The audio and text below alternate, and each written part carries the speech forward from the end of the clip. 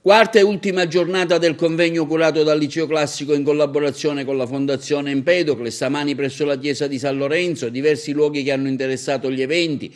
Villa Genoardi, Monastero di Santo Spirito, la Biblioteca Lucchesiana, il Palazzo dei Filippini, il Museo Archeologico Regionale. Stamani hanno relazionato il professore Salvatore Lobue, docente di retorica presso l'Università di Palermo, e il professore Alfonso Iacono, docente di filosofia dell'Università di Pisa, che ha approfondito il tema frontiere e confini. Ne penso il meglio possibile, mi sembra un'idea splendida, data da una preside come la professoressa Anna Maria Sermenghi, che ha una grande capacità di iniziativa e anche di coniugare l'importanza etica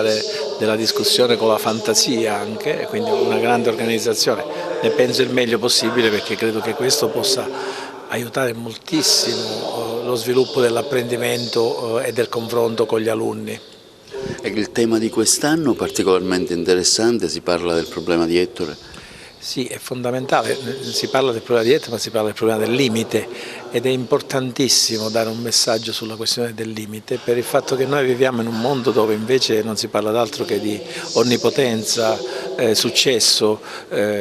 quella che i greci chiamavano hubris, che temevano e che qui invece è diventata quasi una forma di vita che però poi ha delle conseguenze, effetti collaterali negativi, quindi è importantissimo che si ponga il problema del limite perché